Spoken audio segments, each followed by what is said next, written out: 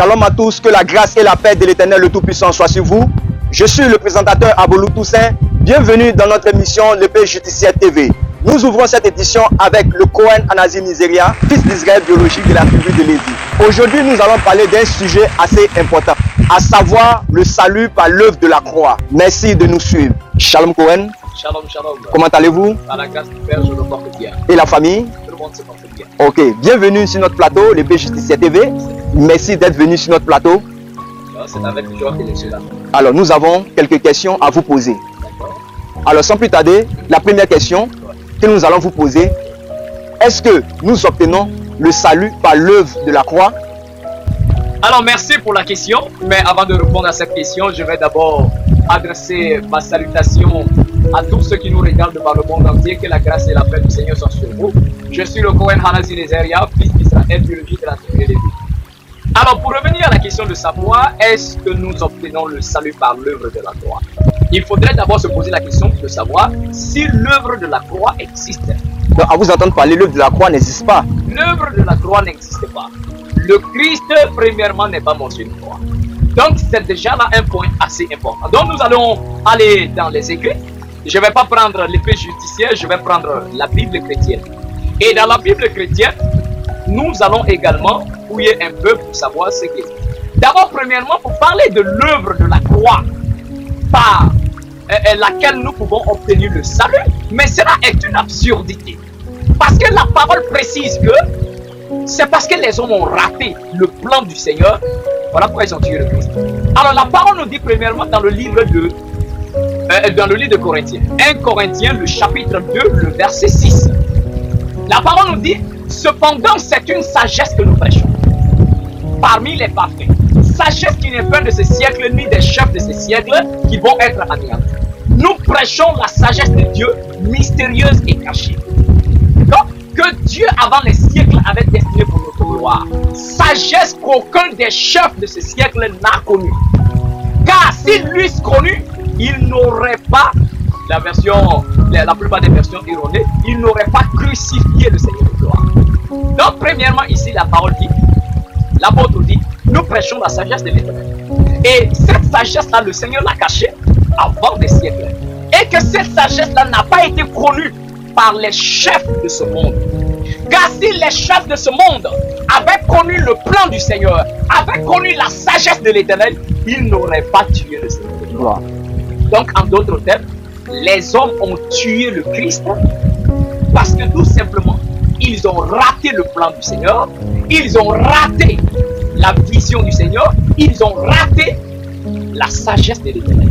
Donc, le fait qu'ils ont pris le Christ et l'ont tué, c'est tout simplement la révélation de l'échec de l'humanité face à la compréhension de la volonté de l'Éternel.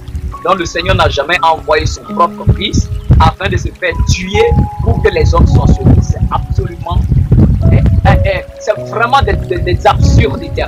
La parole est claire. Si les chefs de ce monde avaient connu la sagesse de l'Éternel, ils n'auraient pas tué le Machia. Ils n'auraient pas. Alors, c'est bien clair. Et justement, les apôtres vont préciser à plusieurs reprises en disant aux pharisiens que c'est vous qui avez tué le Christ par l'Éternel. On se comprend. Très bien. Donc, il n'y existe pas l'œuvre d'une croix. D'ailleurs, même si peut-être nous allons arriver là, le Christ n'est pas mort par une crucifixion. Il est mort par une pendaison. Les versets sont là.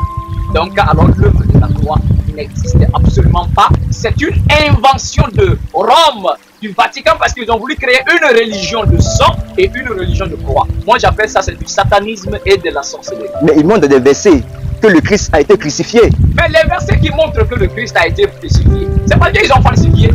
Mais le problème, c'est que on ne peut pas avoir un livre appelé la Bible digne de foi et que ce livre-là nous donne deux façons de la mort du Christ. Alors, vous pouvez nous montrer les preuves? Il n'y a aucun souci.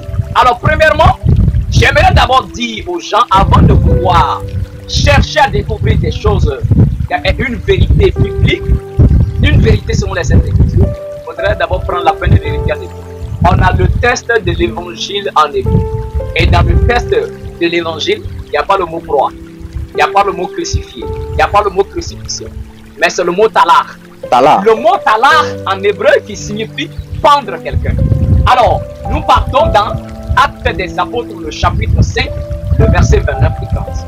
Il est écrit, Pierre et les apôtres répondirent, il nous faut obéir à Dieu plutôt qu'aux hommes. Verset 30. Le Dieu de nos pères a ressuscité Yahusha, que vous avez tué en le pendant au bois. Cette partie-là suscite beaucoup de questions sur les chrétiens. Bien sûr. Les chrétiens disent pendu ou pendant. Il y a pendu et pendant. Donc si vous pouvez clarifier un peu cette petite partie-là. Celui qui ne sait pas faire la différence entre pendu et pendant, mais c'est que la personne n'est pas à l'école. Parce qu'il y a la notion de pendant, par exemple. Pendant que je mange, pendant que je fais ceci, pendant que je vais à l'école. Ça, c'est le pendant situé à un événement que nous sommes en train d'accomplir. Pendant que je mange, pendant que je vais à l'école. Mais ici, quand on dit en le pendant au bois, c'est le verbe pendre qui est conjugué. Donc les apôtres disent aux pharisiens, c'est vous qui avez tué le Christ. Mais le chrétien va dire que c'est Dieu qui aurait sacrifié son fils. Mais les apôtres disent aux pharisiens, c'est vous les coupables. C'est vous qui avez tué le Christ. Et voilà pourquoi ils disent que le Dieu de nos pères a ressuscité Yahusha, que vous avez tué en le pendant au bois. Ça, vous avez tué en utilisant la pendaison du bois. Wow. Donc, pendre et crucifier, ce n'est pas la même chose. Mais on ne s'arrête pas là. Nous pouvons continuer tout naturellement avec un autre passage. Actes des Apôtres, le chapitre 10, le verset 39. Il est écrit, nous sommes témoins, c'est toujours les apôtres qui parlent, nous sommes témoins de tout ce qu'il a fait dans le pays des Juifs et à Jérusalem. Ils l'ont tué en le pendant au bois. Les apôtres disent en parlant du Christ, et disent, nous sommes témoins de tout ce que le Christ a fait. Que ce soit dans la Judée, que ce soit également à Jérusalem, nous sommes témoins de tout. Et eux, les pharisiens, eux, les Lévites, ils l'ont tué en le pendant au bois. Toujours le mot talar en hébreu. À vous entendre parler, donc cela veut dire que ce sont les pharisiens et les Lévites qui ont tué le Mashiach. Mais bien sûr, parce que le problème c'est que les Lévites à l'époque et ceux-là, les pharisiens qui se faisaient appeler les Lévites à l'époque, ils avaient établi des doctrines erronées qui allaient à l'encontre de la Torah. Et comme le Christ est venu rétablir la Torah de son père, et son enseignement était contradictoire avec l'enseignement des pharisiens. Et il était beaucoup gênant. Donc pour ça, ils devraient le supprimer.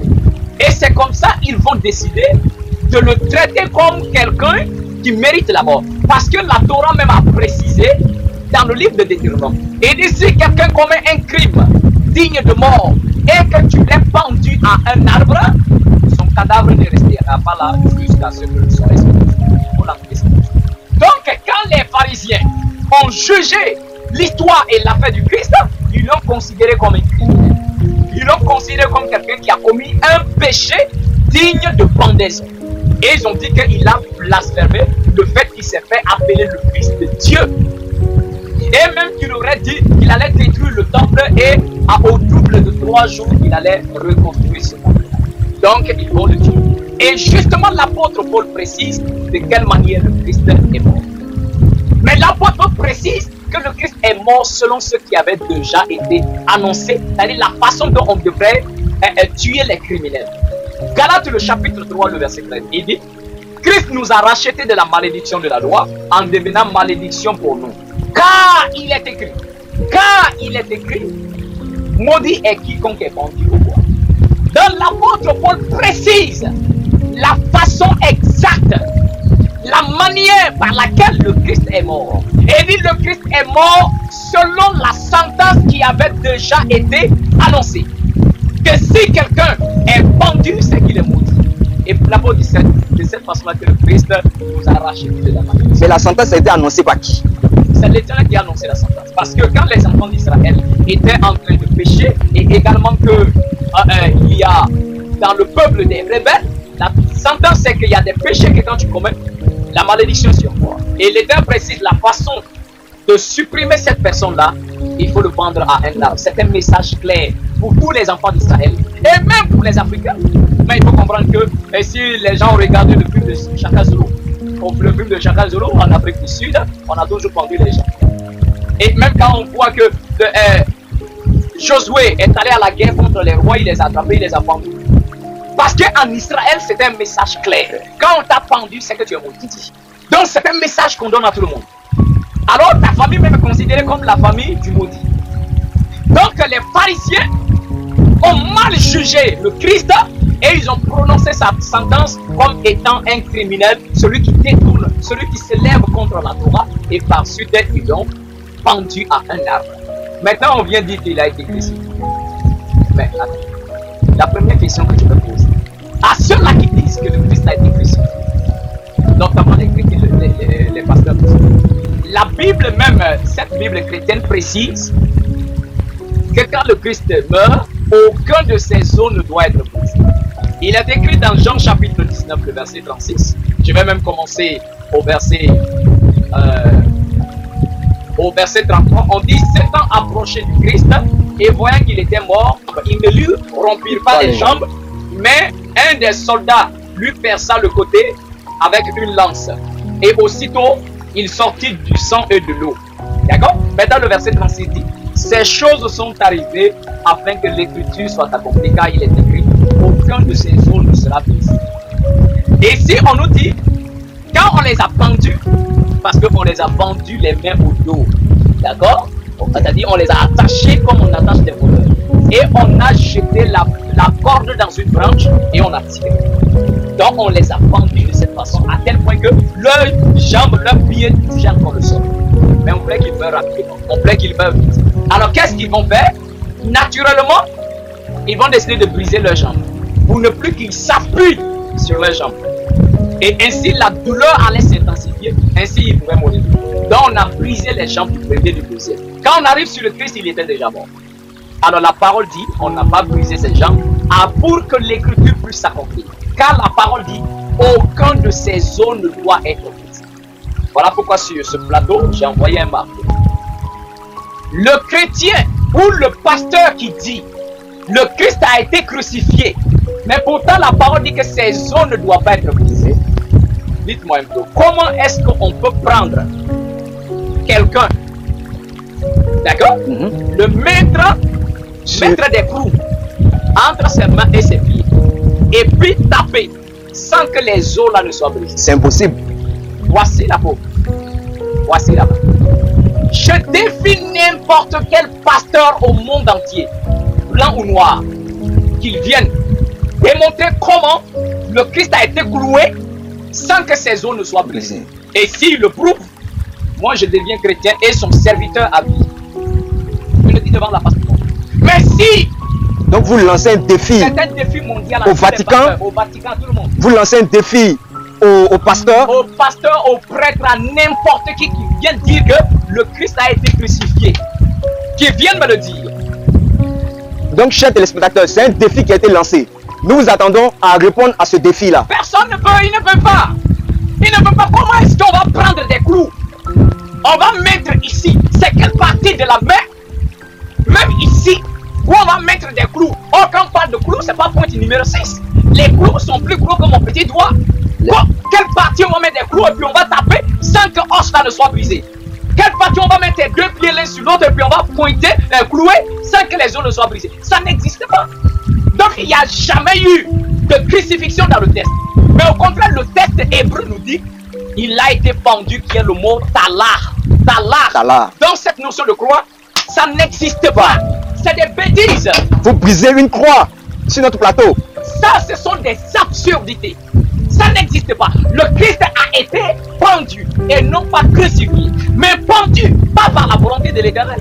Le test hébreu nous dit la vérité. Le test hébreu dit que le Mashiach a été pendu.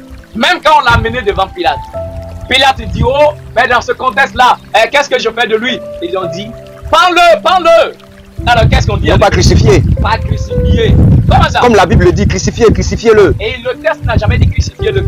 Mais pends-le, qui est le mot, comme je l'ai dit, talar. D'accord? Dans le test hébreu. Dans le test hébreu. Donc pends-le, talarou. Ça dit pends-le. le pas crucifié, ça n'existe pas. Ils vont même modifier le passage où on dit que quand le Christ a apparu à ses disciples, donc Thomas n'était pas là. Donc quand on lui a dit que le Christ était ressuscité, Thomas dit, moi je n'y crois pas. Tant que je ne mets pas mon doigt, d'accord, dans les parties où il a été cloué, moi je ne mets pas croire. Tant que je ne mets pas mon doigt de son côté, je ne crois pas. Donc déjà, ça c'est une falsification. Mais déjà à travers ça, je vais les attraper. Thomas étant un monsieur, même s'il était comme moi, de petite taille, voyez mon doigt, c'est ce que j'ai dit. Donc si, dans leur falsification, le Christ a été crucifié, on continue dans leur bêtise, Thomas dit quand même, où on a mis Brou là, lui peut mettre son doigt là. Maintenant, prends ta main comme ça, voici, ok, vous pouvez aller chercher. Vous pouvez aller vérifier. Où? C'est quelle partie? Regardez. Est-ce que mon doigt peut traverser ma paume? C'est impossible. Alors qu'il y a les os. C'est impossible. Quand je veux envoyer, ça croise les os. Et vous venez nous dire que le Christ a été crucifié. Pourtant le texte dit, même pour le taper sur ses genoux là, pour déboîter les genoux, l'Éternel n'a pas fait. Parce qu'aucun de ses os ne doit être crucifié. Donc voici. Donc il n'y a pas d'œuvre de droit, mais plutôt il y a eu une pendaison. Mais cette pendaison-là, c'est à cause de la rébellion et parce que Israël avait rejeté son Christ, bien sûr, pas tout Israël au complet, mais les chefs religieux, les pharisiens, ont rejeté le Mashiach. Ils n'ont pas connu sa dignité et quelle était sa mission. Voilà pourquoi ils vont le tuer. Voilà pourquoi l'apôtre Paul dit, les chefs de ce siècle n'ont pas connu la sagesse de l'Éternel. Car s'ils avaient connu la sagesse du Seigneur, ils n'auraient pas tué le Seigneur. Ils n'auraient pas tué le Christ. Donc cette notion d'obtenir le salut par l'œuvre de la foi, c'est des absurdités, ça n'existe pas. On ne reçoit pas le salut par la mort de quelqu'un, jamais.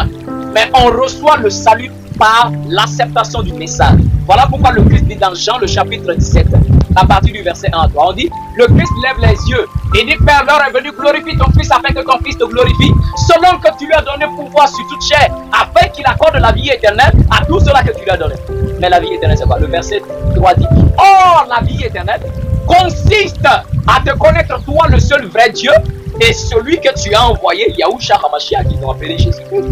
Dans le verset 3 nous dit, la vie éternelle, c'est que vous et moi, nous arrivions à la connaissance de Dieu le Père et à la connaissance de son Christ, bien sûr. C'est ça la vie éternelle. Il n'y a pas que quelqu'un meurt ici. Donc c'est quand nous acceptons le message qui nous dévoile l'identité du Père, un message qui nous permet de connaître l'Éternel et de connaître le Christ, c'est ça la vie éternelle. C'est pas la mort éternelle. Au contraire, le Christ va dire que sa mort était l'œuvre du diable. Donc voilà en réalité de quoi il est question. Merci beaucoup de nous avoir clarifié sur ce point-là. Alors nous allons passer à la deuxième question. Okay. La deuxième question est, qui est l'auteur de la mort du Christ? Qui est l'auteur de la mort du Christ? Oui, c'est une question très très importante que nos téléspectateurs doivent connaître bien sûr. Qui est derrière la mort du Christ? Est-ce Dieu? Est-ce Satan? Est-ce les hommes? Parce qu'on a déjà lu dans le livre de 1 Corinthiens, l'apôtre dit que si les chefs avaient connu la sagesse de l'Éternel, ils n'auraient pas tué le Seigneur. Exactement. Donc ce qui veut dire que premièrement, la sagesse de Dieu n'était pas que le Christ soit assassiné. D'accord? Pas crucifié, il a été assassiné. Alors maintenant, qui est derrière l'auteur de la mort du Christ? Je vais prendre un passage où le Christ lui-même parle.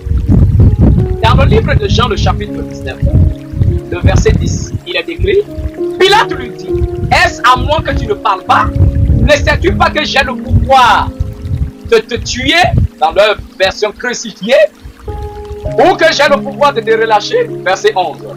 Yahushua lui répondit, tu n'aurais sur moi aucun pouvoir, si cela ne t'avait été donné d'en haut. Mais c'est pourquoi celui qui me livre à toi commet un plus grand péché. Est-ce que vous avez dit? La parole dit, le Christ dit à Pilate, si toi tu peux me tuer, c'est que quelqu'un t'a donné le pouvoir. Mais la personne qui me livre à toi a commis le plus grand des péchés. Maintenant, il faut chercher à déterminer qui a livré le Christ. Alors, si tu demandes au pasteur qui a livré le Christ, dans sa bêtise, il te dira d'abord que c'est Judas. Exactement, c'est Judas. Que c'est Judas qui a trahi le Christ. Qui a trahi le Mashiach. Mais après, ce sont les mêmes maudits là qui viennent dire que Dieu a tant aimé le monde qu'il a donné son fils. Et que Dieu aurait sacrifié son fils pour nous. Alors, finalement, on se retrouve à quoi? On est un peu perdu. Alors, le Christ dit, celui qui me livre à toi, Pilate, pour que tu me tues là, la personne a commis le plus grand péché. Maintenant, je vais vous amener à découvrir dans la parole qui a commis le plus grand péché, c'est-à-dire qui a livré le Christ. Alors, voyons premièrement dans le livre de Jean. L'évangile de Jean, le chapitre 13, le verset 1 à 2. On nous dit qu'avant la fête de Pessah, la Pâque, le Christ, sachant que son heure était venue de passer de ce monde au Père, et ayant aimé les siens qui étaient dans le monde, il a mis un comble à son amour pour eux. La parole dit pendant le souper, pendant qu'ils étaient en train de manger le soir, on dit lorsque le diable avait déjà inspiré au cœur de Judas Iscariote le dessein de livrer le Christ.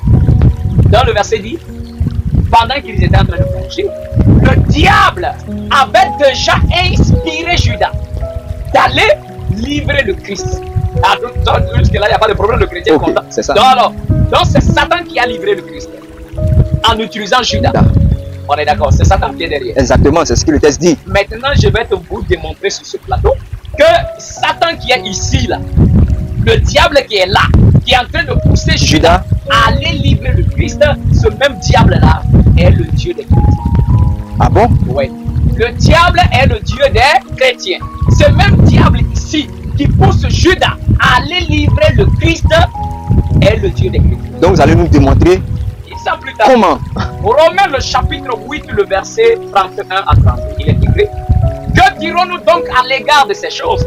Si Dieu est pour nous, qui sera contre nous? Lui, Dieu, qui n'a pas épargné son propre fils, mais qui l'a livré pour nous tous, comment ne nous donnera-t-il pas aussi toutes choses? Le verset dit que Dieu a livré son propre fils pour nous. Entends dans l'autre texte. Alors que dans Jean chapitre 13, le verset 2, on dit c'est Satan qui a inspiré Judas d'aller livrer le Christ. Mais ici, la Bible vous dit que c'est Dieu qui a livré son propre fils. Alors, entre Satan et Dieu, qui a livré le Christ? Qui a poussé Judas à livrer le Christ? Exactement, c'est ma question. Mais là, les maudits là, le mot est trop fort. quand on dit maudit, ça veut dire quoi? Maudit, ça veut dire mal dit. Parce que le pluriel de mal, c'est le mot. Ce sont des personnes que le ciel a maudit. Le ciel a prononcé des mauvaises paroles sur leur vie. L'univers a prononcé des mauvaises paroles sur leur vie à cause de leur égarement. Donc c'est ça le mot maudit. Ce sont des maudits. Exactement. Parce que le ciel, regardez quelqu'un comme ça, le Tout-Puissant crée son univers et pour bien gérer, il décide d'amener son fils sur terre avec un message d'amour. Et les méchants attrapent le fils. On le tue.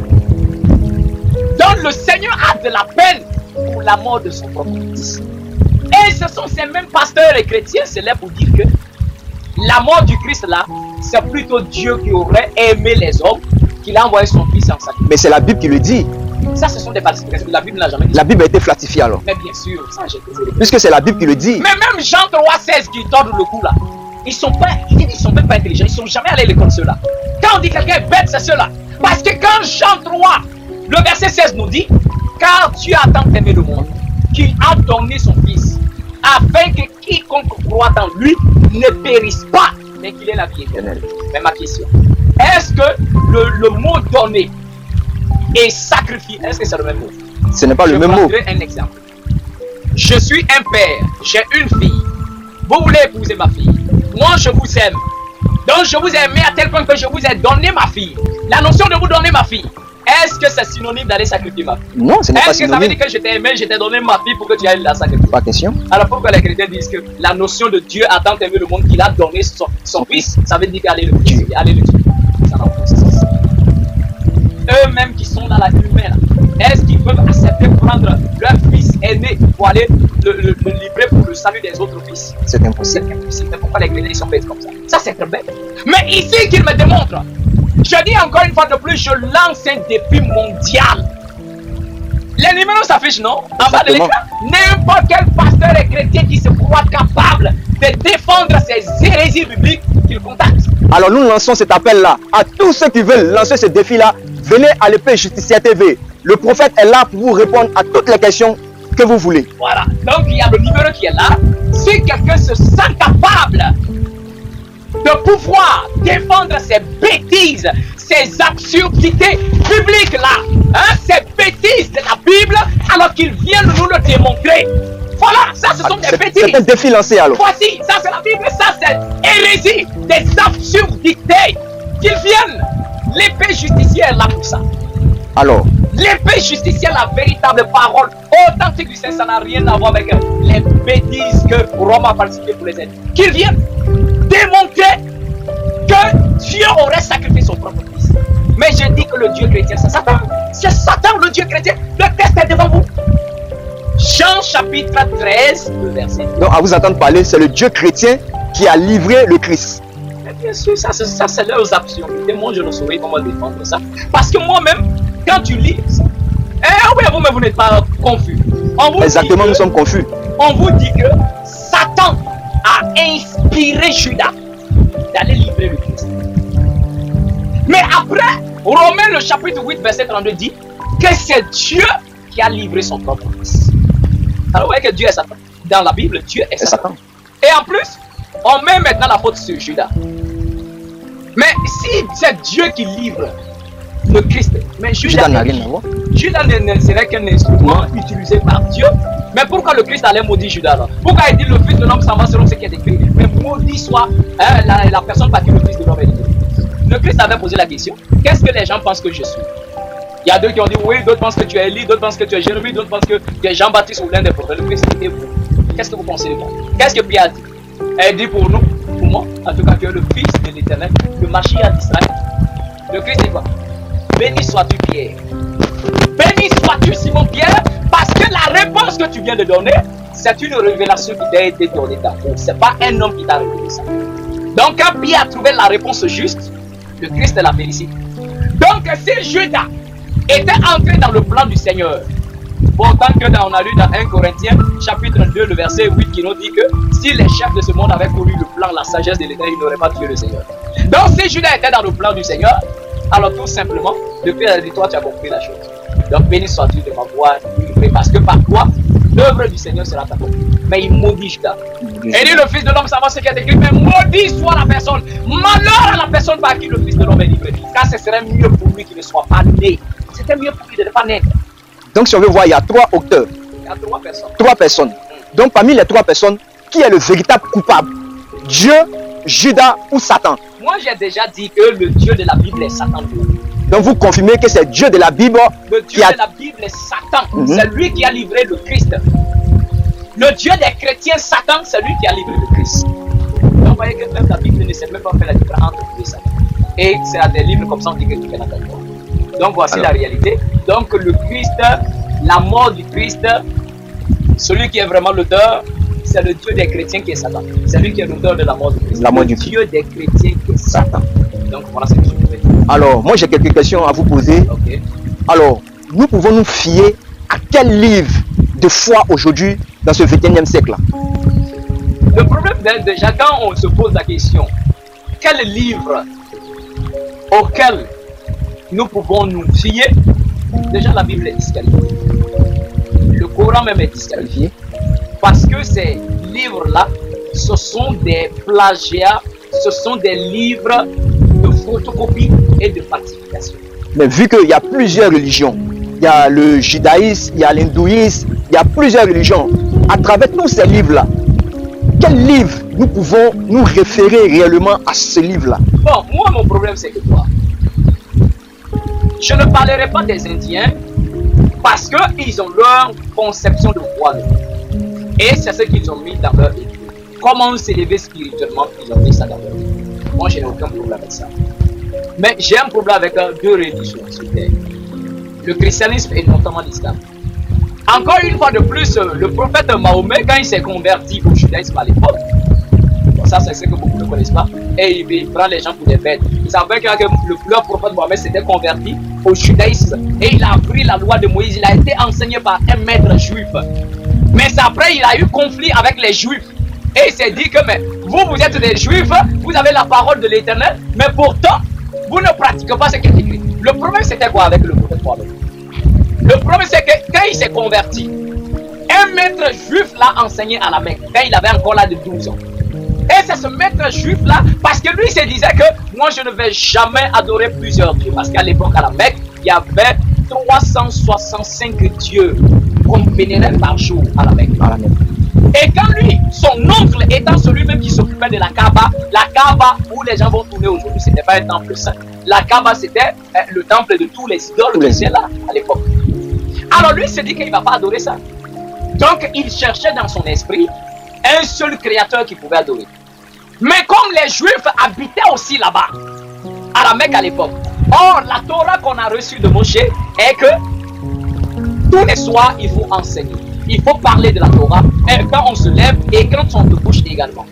Donc Mahomet étant couché, ce petit jeune homme, il entend un juif qui est en train d'enseigner à ses enfants la loi de Moïse et il les enseigne que Dieu est un.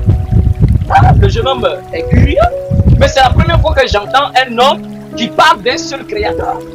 Alors il va décider d'en savoir de plus. Donc il va aller vers ce maître juif là pour être enseigné. Ça c'est l'histoire des musulmans. Ça c'est l'histoire de Mahomet. Mais qu'on ne peut pas dire aujourd'hui aux musulmans parce que quand on les dit, ça serait comme s'ils devaient quitter leur islam là pour aller suivre le judaïsme. Donc c'est une vérité que... C'est une vérité qu'on ne les prêche pas.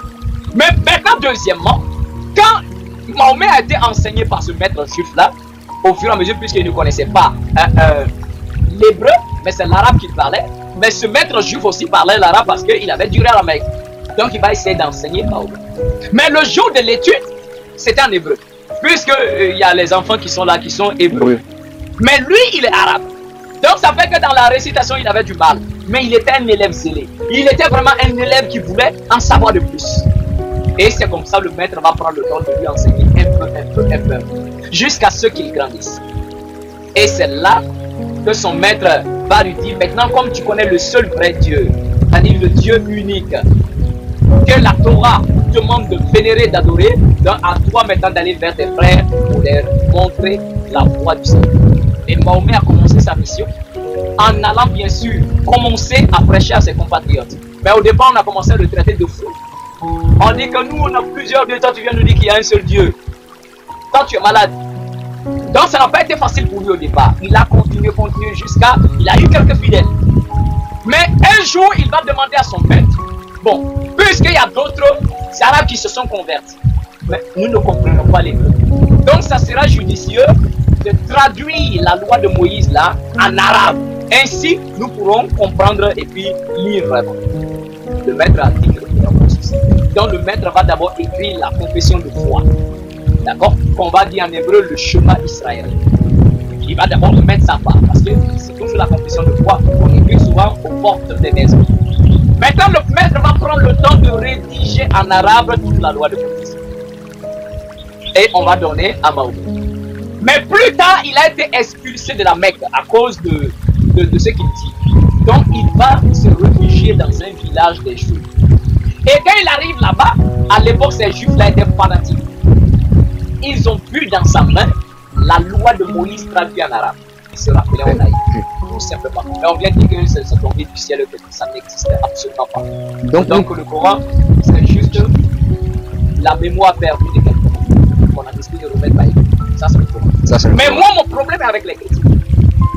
Les chrétiens qui n'ont pas eu froid aux yeux, avec l'empereur Constantin, de prendre les saintes écritures de la parole de l'Éternel et modifier. Quand l'empereur Constantin a canonisé la Bible, parce qu'à l'époque il avait déjà établi sa doctrine. Jésus est Dieu, plein d'autres choses. Quand il a établi, qu'est-ce qu'il a fait? Tous les livres des Saintes Écritures qui allaient contre ces dogmes, on les mettait de côté tout simplement. Et également, tous les passages des Écritures qui allaient à l'encontre de ce que lui avait décidé, on supprimait tout simplement. On modifiait ces passages. Donc la modification de la Bible vient de l'empereur Constantin. Bien sûr, c'est lui qui a canonisé la Bible pour donner aux chrétiens. Si un chrétien même est intelligent, un pasteur même il est intelligent. Si au moins c'est un Israélite et un Lévite surtout, parce qu'en Israël, c'est les Lévites qui s'occupaient de la parole. C'est les Lévites qui enseignaient la Torah. Donc c'est eux qui avaient les écrits en leur possession. Vous voyez? Mais la Bible n'a pas été donnée par les Lévites, qui étaient les gardiens de la parole de l'Éternel, les gardiens des codes sacrés de la parole. C'est pas eux qui ont donné la Bible aux chrétiens. Et deuxièmement, quand l'empereur Constantin établit ses dogmes, il va demander de regrouper tous les livres de l'apôtre Paul, ainsi que les livres sur lesquels la foi des Israélites était basée. C'est là qu'ils vont commencer à faire un remaniement. Ils vont débuter leur histoire dans Genèse. Pourtant la Bible ne commence, la parole ne commence pas dans Genèse. Ça va à la création depuis Adam. Mais ils ont supprimé le livre d'Adam. Ils ont supprimé le livre d'Enoch parce que ça va pas En contradictoire. ça va pas dans le sens de leur dogme. On enlève les testaments des patriarches, Abraham, Isaac, Jacob, leur livre, on enlève. Les 12 fils de Jacob, leur livre, on enlève. Constantin les fait enlever. Constantin les fait enlever parce que ça va pas avec les dogmes qu'il a établis. L'Apocalypse de l'apôtre Paul, on enlève. Parce que la plupart des écrits du Nouveau Testament, il y a 27 livres, le Nouveau Testament est 27 livres, mais plus de 13 livres ont été écrits par l'apôtre Paul. Mais ces livres n'étaient pas des livres de foi. L'apôtre Paul a établi des communautés dans les endroits.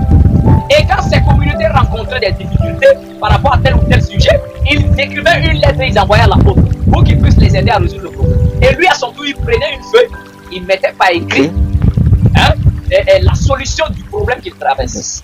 Et ils envoyaient des lettres. Et c'est ce que l'empereur Constantin va regrouper toutes ces lettres, les lettres par l'épître, lettres aux Romains, lettres aux Corinthiens, lettres aux Éphésiens, lettres aux Colossiens. Il va tout regrouper et on va tout les mettre dans un livre désormais appelé la Bible.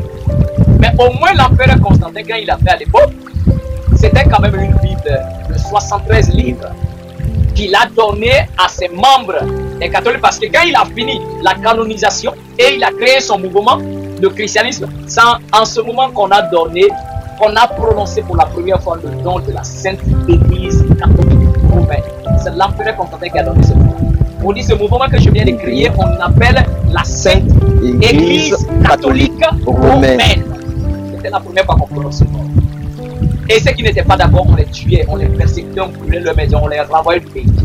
Et ceux qui ont accepté, il a établi des prêtres. Et il va choisir l'un des maudits parmi ces prêtres-là pour recenser le nom de toutes les communautés qui, pas seulement dans le royaume, mais en dehors de toutes les communautés qui n'étaient pas d'accord avec le mouvement de Constantin, on devrait les recenser et les traiter des hérétiques. Ouais. Et c'est comme ça, ce maudit-là va se mettre à l'œuvre pour recenser toutes les communautés qui n'étaient pas d'accord avec Constantin. Et ils vont commencer à les traiter des hérétiques. Donc Constantin va regrouper ça. C'est la parole qu'il voulait lui-même choisir. Une Bible de 73 livres. Et donne aux catholiques. Et après Martin Luther, un autre aussi, qui était moine à l'époque, décide de se rebeller contre le catholicisme. Et il va décider comme ça, pour lui, d'amener une révolution. Donc il sort du catholicisme. Il devient le père des protestants parce qu'il va protester. Donc il crée son mouvement, le protestantisme. Excusez-moi, on l'aura appris, c'est John Wesley qui était le créateur du protestantisme. Non, c'est Luther. Martin Luther. Non pas John Wesley. Non. Ok. John Wesley, ceux-là ils sont venus après. Mais Martin Luther King était le père fondateur du protestantisme. C'était lui. Et quand il va sortir de là, il va décider, parce qu'à l'époque aussi, les catholiques ne donnaient pas la Bible aux gens. La Bible ne donnait pas. C'était réservé aux prêtres qui pouvaient lire. Donc il faut aller là-bas pour lire. Si tu n'es pas prêtre, tu n'as pas accès. Exactement. Donc eux, ils venaient tous, ils font la lecture. Comme ce que les missionnaires ont fait. Voilà, exactement comme aussi en Israël, on ne partageait pas la parole aux gens. Donc c'est comme ça qu'ils ont fait. Mais il a fallu que Martin Luther quitte là, un autre égaré aussi. Et bien il crée une révolution dans le catholicisme. Il écrit 99 thèses sur les points sur lesquels il n'est pas d'accord avec les catholiques. Alors il va créer son protestantisme et il va créer sa Bible. Donc il prend la Bible catholique, il retire lui aussi des livres qui ne l'arrangent pas. Donc il enlève quelques livres et il garde que 66 livres, qui est devenu la Bible protestante, évangélique, plein d'autres. Donc voilà, donc lui il était sorti avec son ami Calvin. Calvin lui aussi, arrivé à un moment, les deux n'étaient pas d'accord sur un point, la notion du baptême et la Sainte Seine. Donc par fini, ils se sont séparés. Et Calvin aussi allait créer son église, le calvinisme. Il allait créer le calvinisme pour lui. Et c'est comme ça les trucs vont être s'entre-déchirés, chacun ira de son côté, créer sa dénomination, et par finir en 2025, on a combien d'églises? Et c'est devenu maintenant des ministères, des pourritures qui s'élèvent. Merci Cohen. Nous sommes à la fin de notre entretien et nous nous disons shalom. Chers téléspectateurs, nous voici à la fin de notre entretien et nous nous disons shalom pour une prochaine fois.